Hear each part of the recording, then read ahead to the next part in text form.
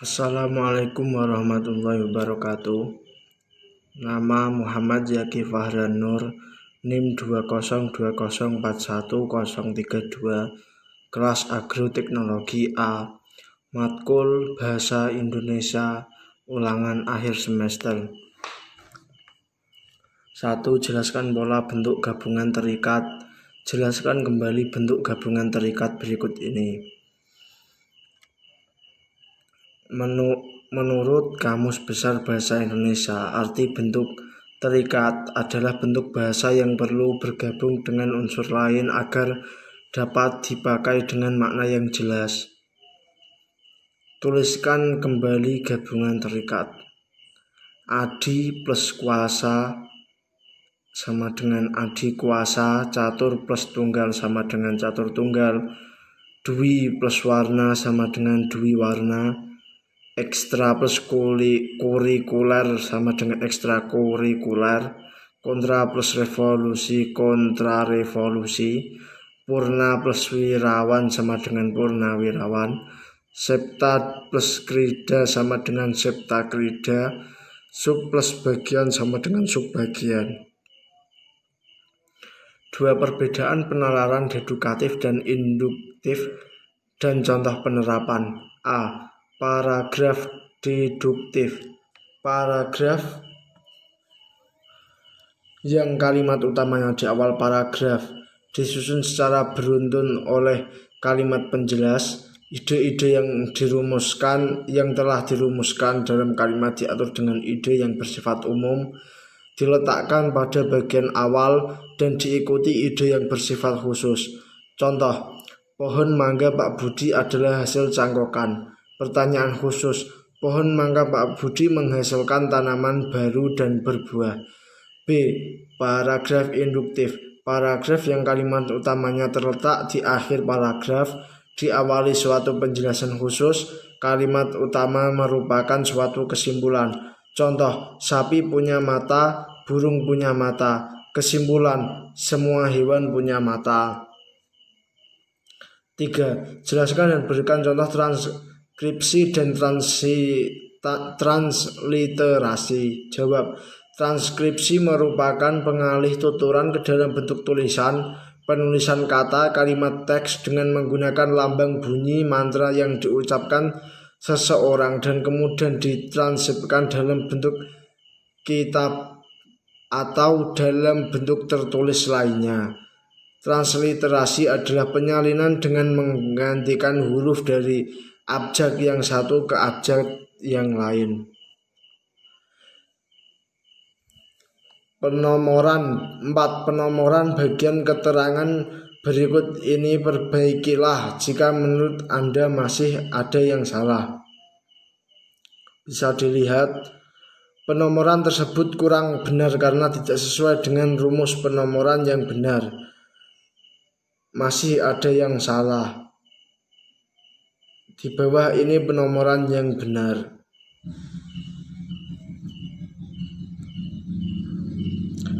5. Jelaskan cara penulisan gelar akademik yang benar.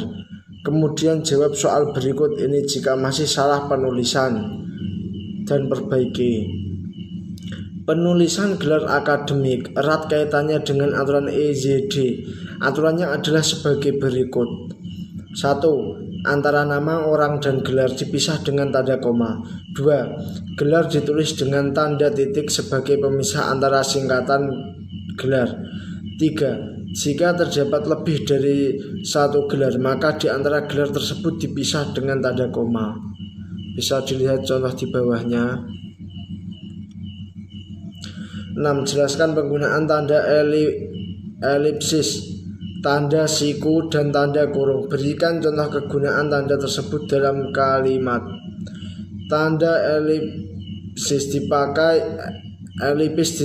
dipakai untuk menunjukkan bahwa pada suatu kalimat atau kutipan ada yang hilang. Contoh, kakak baru akan ... dari Jakarta nanti malam. B. Tanda siku digunakan untuk mengambil huruf kata atau kelompok kata sebagai koreksi atau tambahan atas kesalahan atau kekurangan dalam naskah asli yang ditulis orang lain. Contoh, Sang Sapurba kurung buka D kurung tutup engar bunyi gemerisik. C. Tanda kurung dipakai untuk mengapit. Tambahan keterangan atau penjelasan digunakan untuk mengapit atau penjelasan yang bukan kalimat. Contoh, istri Pak Dudung bekerja sebagai tenaga kerja wanita atau TKW. 7. Sebutkan 3 cara penalaran induktif meliputi generalisasi, analogi, dan hubungan sebab akibat atau kausal. Jelaskan 1 dan berikan contoh. A. Generalisasi merupakan proses penalaran berdasarkan pengamatan atas sejumlah gejala dengan sifat tertentu mengenai semua atau sebagian dari gejala serupa. Contoh, Tamara Blaskin adalah bintang iklan, dan ia berparas cantik. B. Analogi adalah penalaran dengan membandingkan dua hal yang banyak mengandung persamaan. Contoh, memilih jurusan kuliah yang tepat adalah sesuatu yang gampang susah seperti halnya dalam memilih pasangan hidup. C. Kausal atau hubungan sebab merupakan proses penalaran yang diperoleh dari gejala-gejala yang saling berhubungan. Contoh, aku akan menyumbangkan sebagian hartaku jika aku kaya nanti. Jalanan negeri ini selalu becek bila hujan deras tengah turun. Aku akan melanjutkan S2 di luar negeri kalau pengalaman kerjaku sudah cukup. Rumah itu terbakar karena arus listrik yang konslet. 8. Jelaskan yang dimaksud dengan silogisme. Berikan contoh silogisme. Silogisme adalah sebuah penalaran deduksi yang dilakukan secara tidak langsung. Silogisme merupakan cara menarik kesimpulan secara dedukatif, yakni dari premis-premis umum atau mayor dan khusus minor. Contoh, jika musim kemarau, sungai akan mengering. Sekarang sungai mengering, jadi sekarang musim kemarau. Semua tanaman membutuhkan air. Akasia adalah tanaman, akasia membutuhkan air. 9. Apa yang dimaksud dengan konjungsi? Konjungsi adalah penghubung antar kata, antar frasa, antar klausa, antar kalimat. Konjungsi merupakan kata sambung untuk menghubungkan kata dengan kata, frasa dengan frasa, atau klausa dengan klausa. Konjungsi juga memiliki jenis bervariasi seperti berikut. A. Konjungsi koordinatif. Contoh, Rita sedang mengepel lantai dan Tuti sedang mencuci baju. B. Konjungsi subordinatif. Contoh, ayah selalu mengarahkan anak-anaknya supaya menjadi anak yang soleh dan solehah. D. Konjungsi korelatif. Contoh, baik siang maupun malam acara bazar itu tetap ramai dikunjungi. E. Konjungsi antar paragraf. Contoh, Rani terburu-buru berangkat ke sekolah sehingga dia tidak sempat sarapan. Akibatnya dia pun pingsan saat upacara bendera berlangsung tadi pagi. 10. Terakhir, wacana terbagi menjadi 5, yakni narasi, deskripsi, eksposisi, argumentasi, persual. Jelaskan ciri dan perbedaan tiap wacana tersebut serta berikan contohnya.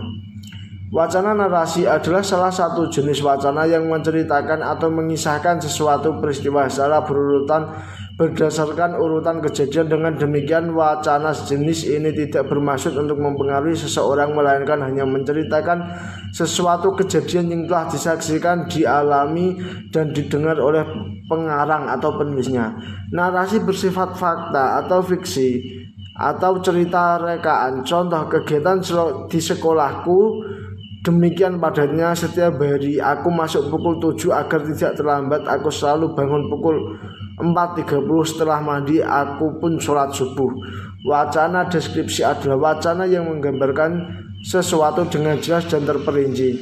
Wacana deskripsi bertujuan melukiskan atau memberikan gambar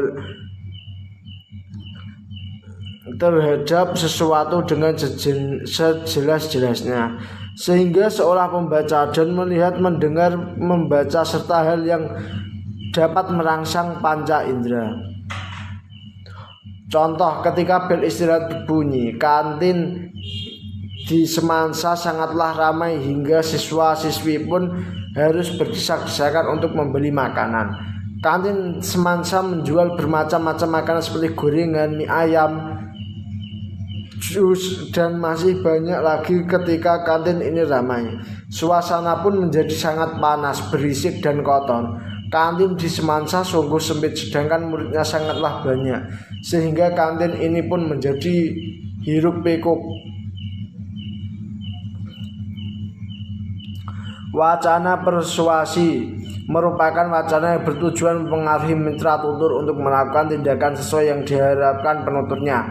Terkadang wacana menggunakan alasan yang tidak rasional, contoh iklan pada media massa, golongan kampanye, dan lain-lain. Wacana argumentasi merupakan wacana yang berusaha mempengaruhi pembaca atau pendengar agar menerima pernyataan yang dipertahankan baik didasarkan pertimbangan logis maupun emosional. Sebuah wacana dikategorikan wacana argumentasi apabila bertolak dan tanya isu yang sifatnya kontroversi antara penutur dan mitra tutur. Pengembangan kerangka karangan argumentasi dapat berpola sebab akibat, akibat sebab, dan pola pemecah masalah. Contoh, akibat perkembangan perekonomian dan pertambahan jumlah penduduk, konsumsi energi di dalam negeri juga meningkat. Kebutuhan gas di Pulau Jawa pada tahun 2002 sebanyak 943 juta kaki kubik per hari. Tahun 2005 meningkat menjadi 1,136 pada tahun 2010. Membutuhkan kebutuhan gas di Pulau Jawa diperkirakan 2.252 dan tahun 2015 sebanyak 3.441. Wacana eksposisi merupakan jenis wacana untuk menerangkan sesuatu hal kepada penerima pembaca agar yang bersangkutan memahaminya. Dalam wacana ini diperlukan proses berpikir. Wacana ini digunakan untuk menjawab pertanyaan bagaimana karena menerangkan proses atau prosedur suatu aktivitas. Wacana ini isinya ditulis dengan tujuan untuk menjelaskan atau memberikan pengertian dengan gaya penulisan yang singkat, akurat, dan padat. Contoh, ozon terapi adalah pengobatan suatu penyakit dengan cara memasukkan oksigen murni dan ozon berenergi tinggi ke dalam tubuh melalui darah. Ozon terapi merupakan terapi yang sangat bermanfaat bagi kesehatan, baik untuk menyembuhkan penyakit yang kita derita maupun sebagai penyegah penyakit. Sekian dari saya, apabila ada kesalahan mohon maaf yang sebesar-besarnya. Assalamualaikum warahmatullahi wabarakatuh.